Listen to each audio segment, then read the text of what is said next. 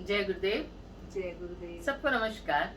नमस्कार जी। आज हम फिर आपके समक्ष हैं।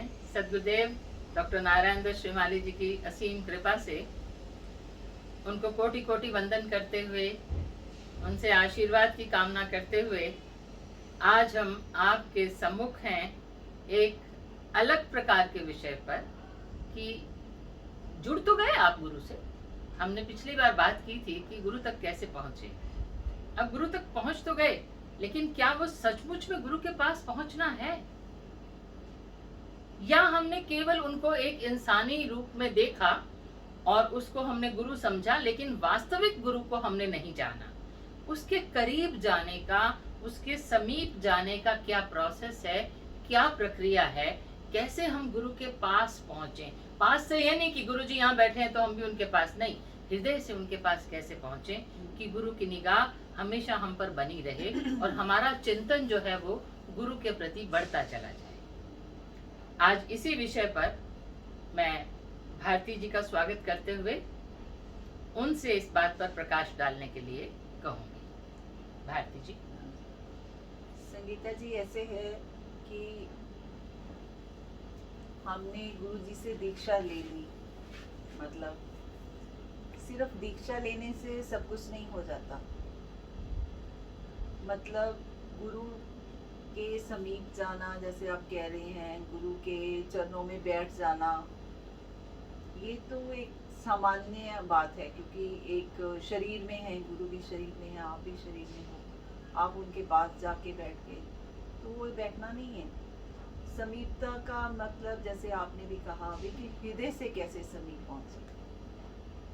अब शुरू में जैसे दीक्षा ली तो इतनी ज़्यादा समझ भी नहीं थी कि मतलब, हाँ, लेकिन अंदर बहुत उत्साह था और खुशी भी बहुत ज़्यादा कि कुछ करना है हमें। जैसे कुछ पुराने शिष्यों ने कहा कि आप लोग ना 1.25 मंत्र जल्दी से जल्दी पूरा करो, मतलब 40 दिन में, तो वो बहुत अच्छा होता है। तो हम भी बैठ के, मैं और सिस्टर ने तो पहले ही दीक्षा ले ली थी और 40 दिन में हमने अपना गुरु मंत्र जब पूरा कर लिया। फिर उसके बाद हमें कुछ ज़्यादा समझ नहीं थी कि दिल्ली में ऑफिस में फ़ोन कर सकते हैं और वहाँ कुछ जो और शिष्य हैं चंडीगढ़ में, या उनसे हमारी कोई मुलाकात ही नहीं थी, हम किसी को जानते ही नहीं थे। तो ऐसे ही जैसे फिर पत्रिका के मेंबर बन गए थे, तो पत्रिका में पता चलता रहता है कि नेक्स्ट शिविर कहाँ पर है या क्या। जो हमारी संस्था है सिद्धाश्रम साधक परिवार, उसके प्रोग्राम्स कहाँ कहाँ पर हो रहे हैं, तो ऐसे थोड़ा बहुत कुछ पता चलता था। मतलब मेरी दीक्षा हुई सितंबर में, फर्स्ट दीक्षा, जैसे टीचर्स डे होता है ना, उस दिन हुई। तो उसके बाद फिर देखो सितंबर, अक्टूबर, नवंबर, तो 95 आ गया। और 95 में शिविर था ये अपना कराला में, अप्रैल में शिविर था, नवरात्रि शिविर। नवरात्रि का शिविर, हाँ, 95 में कराला में लगा था। तो नवरात्रि में शिविर था। हम सबने, मेरी और जो गुरु बहन है पुष्पा, उसके पति, बच्चे, सिस्टर, मम्मी, सब लोगों ने प्रोग्राम बनाया कि हम वहाँ पर जाएंगे शिविर अटेंड करने। और हम फिर शिविर अटेंड करने के लिए पहुँच सके, लेकिन हमें कराला में वो कहाँ पर है शिविर स्थल कुछ पता नहीं था। हमने रास्ते में प्रार्थना की कि गुरुजी की भी कुछ ऐसा हो कि हम किसी के साथ साथ वहाँ पे पहुँच जाएं शिविर स्थल पर, तो कुछ ऐसा होना चाहिए। तो हम जब जैसे ही पीतमपुरा पहुँचे पहाड़ के, तो देखा कि गाड़ी टायर में पंचर है। अच्छा। हमारी ये गाड़ी की समस्या जैसे पुरानी है। अच्छा। पहली बार भी दे लिया है तो एक्सेल टूट हाँ, गया आप था। बता रही थी पहली बार भी दिक्कत हुई। हाँ। तो फिर हम लोग ऐसे ही अंदर गए, मतलब सामने जहाँ रिसेप्शन पे एक लड़का बैठता है, उसको कुछ पूछने लगे, तो एकदम से गुरु जी दरवाज़ा खोल के बाहर आए और हमारी तरफ देखा। मैं और मेरी सिस्टर उनके सामने खड़े थे। कहते, हिमाचल से आए हो? तो वो कहती, चंडीगढ़ से आई। कहते, अच्छा। तो और फिर वो लोग बाहर जाने के लिए, हमने पूछा कि गुरु जी कहाँ पर जा रहे हैं? वो कह रही शिवर स्थल पे जा रहे हैं। हम फटाफट बाहर भागे और गाड़ी में बैठ गए और उनकी गाड़ी के पीछे गाड़ी लगा अब दी। देखो, आप कह रहे थे कोई ले जाए, वो खुद ही ले गए। और ये देखो टायर पंचर है गाड़ी का। हाँ। और फिर हमने देखा अपने आप देखी जाएंगे, कुछ नहीं होता, हम ऐसे ही जाएंगे। और हमने ध्यान ही नहीं दिया, बस वो गाड़ी का पीछा करने में भी गाड़ी छूट ना जाएगी। और मेरे ख्याल वहां से 8-10 किलोमीटर हाँ, है। इतना है ये कराला। और फिर हम वहां पहुंच गए। जैसे ही वहां पर शिवर स्थल पे पहुंचे तो बहुत मधुर संगीत बज रहा था और गुरु जी जाकर वहां विराजमान हो गए। तो एक कोई कन्या कुछ नृत्य भी कर रही थी संगीत के साथ। हमें बहुत अच्छा लगा वहाँ का वातावरण। हम पहली बार कोई शिविर अटेंड कर रहे थे इस टाइप से। आपको मैं एक बात बीच में रोक रही हूँ थोड़ा, कि ये जो कराला का शिविर था, वो कराला आश्रम का उद्घाटन हुआ था उसमें। ओके। तो मैं, मेरी सिस्टर और हमारी भाभी थी करोल बाग वाली, इस शिविर का आयोजन हम तीनों ने ही किया था। ओहो, देखो कितनी हमारा पहला शिविर था, आपका पहला आयोजन था। हमारा पहला आयोजन था ये। तो हम लोग बैठ गए और शाम को कुछ दीक्षाएं वगैरह हुई। तो मेरे को उन दिनों में जब मैं गुरु जी के पास आई हूँ, तो उन दिनों में एक चंडीगढ़ में एक मंदिर है शाकुंभला देवी का, तो वहाँ पर जाया करती थी। तो उस मंदिर में मतलब उस देवी के प्रति मेरी काफ़ी मतलब प्यार सा था, श्रद्धा सी थी। तो मैंने सोचा कि मैं जगदम्बा प्रत्यक्ष दर्शन दीक्षा लूंगी अच्छा। और मैं उस देवी के ना साक्षात दर्शन करूंगी। तो शाम को हम बैठ गए, मेरा पहला ही नंबर था। तो मैंने देखा श्रीवास्तव जी वहाँ जो अनाउंस कर रहे थे, उनका नाम मुझे वहीं पता चला। और गुरु जी के जो बेटे हैं नंद किशोर जी, जिनसे मैंने पहली दीक्षा ली थी, वो भी विराजमान थे स्टेज पर। तो उन्होंने इशारा करके मुझे बुलाया। मैंने सोचा कि मैं अच्छा आप मुझे बुला रहे हैं? तो उन्होंने कहा हाँ। तो मैं मतलब पास में चली गई। उन्होंने कहा कि अच्छा आप लॉ ऑफिसर हो? तो मैं कहा जी। तो कहते अच्छा, कहते इन्होंने मुझे बताया। मैं मन में सोची थी कि आपको तो खुद ही सब कुछ पता होगा। कि इन्होंने बताया। और खैर कहते आप आंखें अच्छे से खोल के रखो और पलके झपकता नहीं है। और फिर उन्होंने मुझे दीक्षा दी। अच्छा। तो ये दीक्षा दी और रात को ना एक वहाँ पे भजन नया नया उन्होंने वो शुरू किया था, गुरुवर तुमसे मिलने का शिविर बहाना है। हाँ। और उस गाने पे पता नहीं क्यों हम इतना रोए भी। हालांकि गुरु से इतना ज्यादा मतलब पहला शिविर अटेंड कर रहे थे, इतना कुछ पता नहीं है। और आंखों से आंसू बहे जा रहे हैं, बहे जा रहे हैं, बहे जा रहे हैं। इसका क्या मतलब होता है? तो उस वक्त ये तो समझ नहीं थी कि ये प्रेम है क्या है, कुछ नहीं, कुछ रोना आ रहा है, बस रो ही जा रहे हैं, रो ही जा रहे हैं। तो ऐसे फिर वहीं पर शिविर स्थल पे सो गए। और उसके बाद नेक्स्ट डे मैंने वहाँ पर स्टॉल पर एक मैगजीन देखी, उस पे था ना गुरु गीता बुक देखी। बुक थी, हाँ हाँ। बुक। तो उसको मैंने थोड़ा सा इधर उधर थोड़े पेजेस चेक किए। तो उसमें था कि गुरु का स्थान सभी से ऊपर होता है, सभी देवी देवताओं से ऊपर। और यदि देवता कुछ देना भी चाहते हैं आपको, तो पहले गुरु से सलाह करते हैं, उनसे पूछते हैं कि ये आपके शिष्य का क्या करना है। हाँ, बिल्कुल तो ठीक, बिल्कुल ठीक है ये इस बात। टाइप से।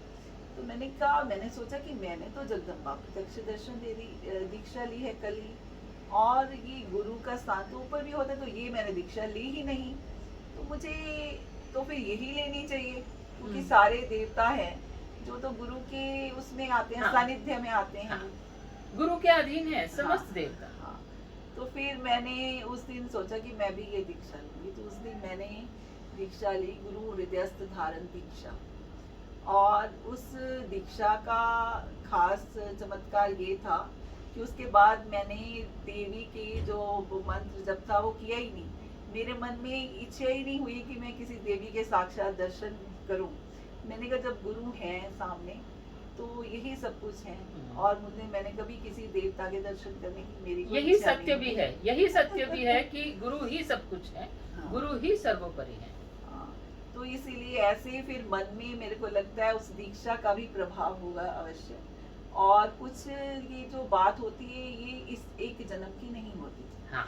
ये पिछले जन्मों के भी कुछ संस्कार होते हैं जिसकी वजह से आप उस गुरु तत्व से कैसे जुड़ना है आपको, उनसे जुड़ जाते हैं। और कितनी तेजी से जुड़ना है, हाँ ये भी आपके पूर्व जन्म की भक्ति पर ही निर्भर करता हाँ। है कि आपने पूर्व जन्म की भक्ति कहाँ छोड़ी थी, हाँ अब आकर इस जन्म में वो वहीं से शुरू वहीं हुई से है। शुरू हुई।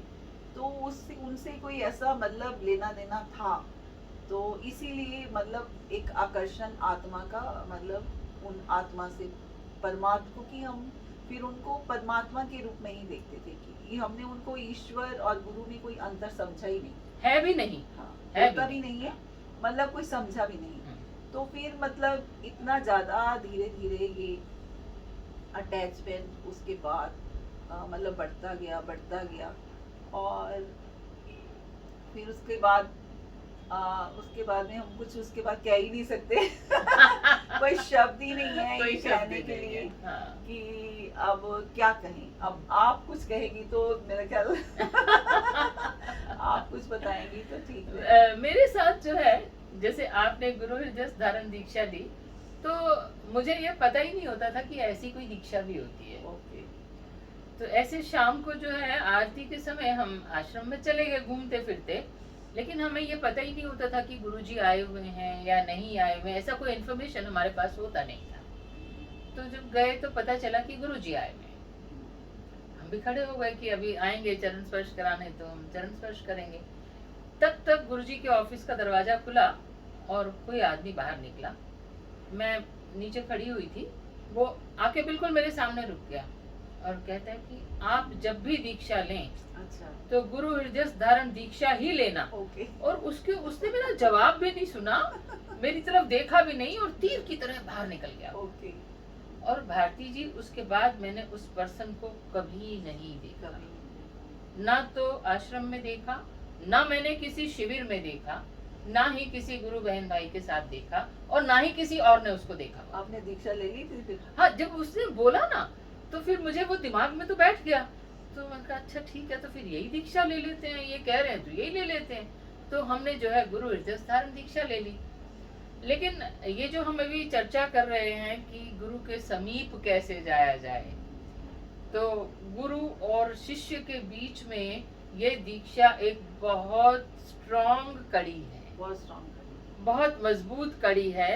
क्योंकि इसका अर्थ मुझे पता नहीं था दीक्षा लेने से पहले, ये तो बाद में पता चला कि गुरु हृदय में स्थापित हो गए तो वो तो 24 घंटे का साथ हो गया, वो तो आपसे कभी अलग ही नहीं है। अलग ही नहीं। आपके हर थॉट को गुरु देख रहा है, आपके हर एक्शन को गुरु देख रहा है, लेकिन वो कभी इंटरवीन नहीं करते, कभी भी इंटरफियर नहीं करेंगे।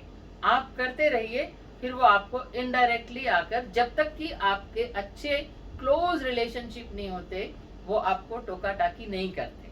हाँ, लेकिन अगर जो है कुछ गड़बड़ होने वाली है ज्यादा, तो वो उसमें हस्तक्षेप करके उसको रोकते हैं, उसको नहीं होने देते। गुरु हृदय धारण दीक्षा का अर्थ है कि गुरु आपके हृदय में समाहित हो गए। अब इससे ज्यादा क्लोजर वो कैसे होगा बताइए। और गुरु को पूर्ण रूप से समाहित करने का तात्पर्य क्या है? कैसे स्थापित कर दें, कैसे समाहित कर दें? समाहित कर अपने आप में जज्ब कर देना, अपने आप में मिला देना। पानी से जैसे पानी मिलता है या दूध से दूध मिलता है, और तुम्हारे अंदर गुरु समाहित हो सकते हैं। बहुत सरल कला है। और प्रत्यक्ष समाहित होने से कितना फायदा होगा कि जो कुछ ज्ञान तुमने प्राप्त किया ही नहीं, वो ज्ञान अपने आप मिल जाएगा, तुम्हें मिलेगा, क्योंकि वो ज्ञान का लेकर के तुम्हारे अंदर समाहित हो गया है। इसलिए अपना संगीता जी, मतलब हमारे तो गुरु शक्तिपात दीक्षा देते थे, और बहुत से गुरु हैं जो ऐसी दीक्षाएं नहीं देते। नहीं, उनका उसका मतलब ये नहीं है कि वो मतलब उनके हृदय में गुरु स्थापित नहीं हो सकते। एक्चुअली में तो जो अपने हृदय में खुद ही आपको अवलोकन करके हृदय में बाकी जो कूड़ा करकट है हमारे, उसको निकालना पड़ेगा, उसको निकालना और उसमें गुरु को स्थापित करना। कि मेरे हृदय में जब गुरु स्थापित हो गए हैं तो और किसी की आवश्यकता ही नहीं है। और वो जब एक उच्च तत्व, परम तत्व जब अंदर स्थापित हो जाएगा, तो फिर और छोटी मोटी चीज उसकी जरूरत ही नहीं, उसकी जरूरत ही नहीं है, और वो पास ही नहीं आएगी। और फिर जो नेगेटिव फोर्सेस हैं, नेगेटिव एनर्जी है, या जो भी कुछ कह सकती हैं, तो ऐसी चीजें आपसे हमेशा दूर रहेंगी। और आप गुरु में उस गुरु तत्व को अपने में पूरा समाहित कर लोगे और आपकी जो एक लिंक गुरु से पूरा बन जाएगा और जो गुरु आपको गाइडेंस देना चाहिए, वो आपको जरूरी नहीं मिलती कि रहेगी। हाँ वो मिलती रहेगी। और गुरु गाइडेंस सिर्फ मुंह से बोलकर नहीं देते, वो आपके जब अंदर में स्थापित हो जाते हैं तो वो आपको अंतर मन में वैसी वाइब्रेशंस अब तक हाँ, पहुंचती रहती आपका हैं। थॉट प्रोसेस पूरा चेंज चेंज कर हो देते जाता है, हैं। आपके विचार बदल जाते हैं सारे, और आपके विचार, आपका सोचना, आपका कार्य करने का शैली, आपका व्यवहार और जो भी कुछ आपका तरीका है चलने का, बोलने का, खाने पीने का, ये सब में बदलाव आता है जब आप उन उच्च तत्वों से मिलते हो और आपकी जो सारी अंदर से चक्र वगैरह जो कुंडली के सारे वो होते हैं वो जागृत हो जाते हैं और धीरे धीरे धीरे फिर ये सारा कुछ नेगेटिव फोर्सेस दूर होकर पॉजिटिविटी में बदल जाते हैं। और इसको आप गुरु के समीप होना कह सकते हैं, गुरु का हृदय में धारण कह सकते हैं। और अब आप हाँ, बताइए मैं, आपके मन में कैसे भाव हाँ, आए? मैं जो है एक यही बात आपने जैसे कही कि और भी गुरु हैं जो शक्तिपात दीक्षा नहीं देते हैं, तो क्या उनके शिष्यों में वो गुरु उनके हृदय में नहीं होते? 100% होते हैं, लेकिन उसमें क्या है, वो रास्ता बहुत लंबा है। उनका गुरु मंत्र जप करना, कंटिन्यूअस करना, कंटिन्यूअस साधना में रहना, फिर बहुत आगे बहुत दूर जाकर गुरु के हृदय में धारण होने वाली बात आती है। वो भी इस जन्म में आप लकी हैं तो हो गया, हो सकता है ना भी हो। आप साधना करते रहें, गुरु मंत्र का जाप करते रहें, लेकिन ये जो शक्तिपात वाली दीक्षा हाँ। है, इसका अर्थ कुछ अलग है। इसका अर्थ एक शॉर्टकट है ये, कि गुरु ने अपनी तपस्या का अंश आप में प्रवाहित कर दिया। जैसे ही गुरु की तपस्या का अंश आपके अंदर प्रवाहित होता है तो अणु परिवर्तन की क्रिया शुरू हो जाती है। आपके अंदर बॉडी के अणुओं में सारा जो है चेंजेस आने शुरू हो जाएंगे। हाँ। आपका हृदय परिवर्तन शुरू हो जाएगा। अब बहुत से लोग गुरुजी के पास जाते थे, अभी भी जाते होंगे। कोई नॉन वेज खाता है, कोई एग खाता है, कैसे भी कोई क्रैब खा रहा है। कभी भी गुरुजी ने अपने श्रीमुख से ये नहीं कहा कि तुम ये छोड़, लेकिन उनसे दीक्षा लेने के कुछ समय बाद ही लोगों में इंटरनली ये चेंज आना शुरू हो जाता है और लोग धीरे धीरे करके इन चीजों से अपने आप ही दूर होने लग जाते हैं। ये होता है गुरु को हृदय में धारण करना। और इतनी बड़ी कृपा कि कोई अपनी तपस्या का अंश आप में डाल रहा है, प्रवाहित कर रहा है। ये ब्रह्मांड की कोई छोटी क्रिया नहीं है, बहुत ऊंची छलांग है गुरु हृदय धारण दीक्षा। ये छोटी मोटी बात नहीं है। आप कोई और देवी देवताओं की दीक्षा ले सकते हैं, वो प्रभाव कुछ और होगा। और गुरु को अपने अंदर समाहित करना, उसके बाद एक तो गुरु को समाहित करना, फिर दूसरा गुरु को उसकी पूर्णता के साथ समाहित करना, वो एक और अगला स्टेप है। वो मेरे साथ हुआ। गुरु हृदय धारण दीक्षा तो मैंने ली हुई थी। उसके बाद हम लुधियाना गए गुरु पूर्णिमा। वो भी 95 में। हाँ, तो लुधियाना में गुरु पूर्णिमा थी और हम नीचे बैठे हुए थे, तो गुरुजी ने स्टेज से इशारा करके मुझे बुलाया। अच्छा। मैं गई तो मुझे समझ में नहीं आया कि मुझे क्यों बुला रहे हैं। तो बोले, बेटा तुझे कौन सी दीक्षा चाहिए? मैंने कहा गुरुजी गुरु हृदय धारण दीक्षा। तो वो तो तू ले चुकी। मैंने कहा गुरुजी मेरी इच्छा है कि मैं जब भी लूं यही दीक्षा लूं। तो एक बार को ऐसे मुझे देखते रहे और फिर उन्होंने मुझे दीक्षा दी और क्या कहा, जा आज गुरु अपनी पूर्णता के साथ तेरे हृदय में समाहित हो गए। अब वो जो दिन था और आज का दिन, और जो आज का दिन साल है, हो गए। ये 95 के बाद से आप देखिए आज 2023 है। एक एक करके ऑफ कोर्स टाइम तो लगेगा, क्योंकि हमारे कई जन्मों के पाप इकट्ठे हैं, उनको दूर होने में, उनको धुलने में समय तो लगेगा। तो उसके साथ साथ जो है गुरुजी अपनी क्रिया करते रहते हैं और फिर जो है अपने चरणों में वो लीन कर लेते हैं। तो ये वाली जो दीक्षाएं हैं, हम भागते हैं लक्ष्मी के पीछे, भैरव के पीछे, तारा के पीछे, कुछ जरूरत नहीं। ये सबसे बड़ी चीज जीवन में गुरु है। अगर आपने गुरु को साध लिया तो सब कुछ हो गया। और फिर जब ऐसे समर्थ गुरु हमारे पास हैं जो अपनी तपस्या का अंश प्रवाहित कर रहे हैं, तो फिर और तो चाहिए ही क्या। आप कितने भी अनुष्ठान कर लीजिए, कितने भी, आपको चलने में समय लगेगा, वो रफ्तार तो चींटी वाली ही रहेगी। लेकिन अगर आपको त्वरित गति से आगे बढ़ना है तो शक्तिपात युक्त दीक्षा लेनी। गुरुजी कहते थे मैंने खाना थाली में परोस दिया यस, और निवाला आपके मुंह में डाल दिया अब चबाना तो आपको आपको पड़ेगा। Yes, yes. और उन्होंने ये कहा कि मैं जो है तुम्हें पानी नहीं पिला रहा हूँ, अपने प्राणों का रस पिला रहा हूँ। विशेषता नहीं है, तुम जिंदगी को पार कर लोगे, उसमें तुम कोई बहुत मानता नहीं कर दिखोगे। तुम तो मुझे ये दिखाओ कि तुम क्या करके मुझे दिखा सकते हो। तुम मुझे ये दिखाओ कि तुम उदारता में कहां तक पहुंच सकते हो, तुम त्याग वृत्ति में कहां तक पहुंच सकते हो। और मैं जो प्राणों का रस तुम्हें पिला रहा हूँ, उस रस के माध्यम से तुम कितने महान बन सकते हो और आने वाली पीढ़ियों को रास्ता दिखा सकते हो। तब मैं सही गुरुदक्षिणा मान सकूंगा, तब मैं सही शिष्य मान सकूंगा, तब मैं अपने आप को सही गुरु मान सकूंगा। प्राणों का रस वाली बात जो है तभी समझ में आती है जब हम दीक्षा को समझते हैं कि दीक्षा क्या है और इसका प्रभाव कैसे हो रहा है। हम एक छोटी सी साधना करते हैं और हम कहते हैं नहीं, हम किसी को बताएंगे नहीं, साधना का प्रभाव समाप्त हो जाता है। किसी को बताओ मत कि हमारी साधना का क्या एक्सपीरियंस है। जनरली लोगों का ऐसा नोशन रहता है। और एक वो व्यक्तित्व है जो अपनी ही तपस्या आपको दिए जा बांट रहा है। तो इसको आप क्या कहेंगे? उस ऊर्जा को एकत्रित करने में क्या उनको समय नहीं लगा होगा?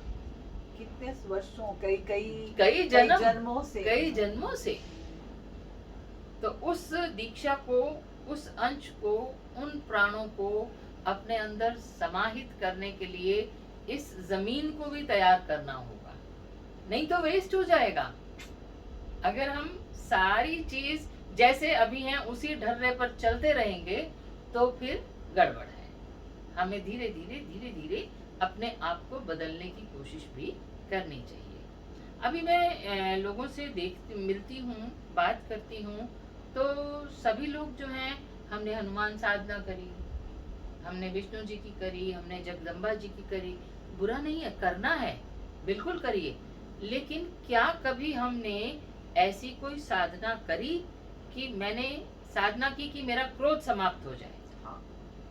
क्या मैंने ऐसी साधना करी कि मेरे अंदर से गुरुजी लालच खत्म कर दो? हाँ। क्या मैंने ऐसी साधना करी कि मेरे अंदर से मोह, अहम, ये सब खत्म कर दो ताकि मैं आपके काबिल बन जाऊं? हम अगर हनुमान जी की तरफ कदम बढ़ाएंगे तो गुरुजी हमें वहीं भेज देंगे, वो नहीं रोकेंगे।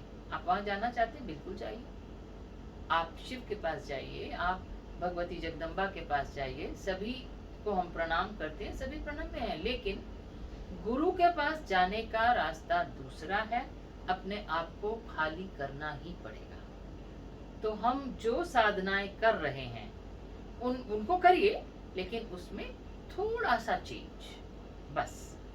हम अपने आप के अंदर से विकार निकालने के लिए अगर साधना करते हैं तो फिर वो भाव भूमि गुरु को अंदर बिठाने के लिए तैयार होती है।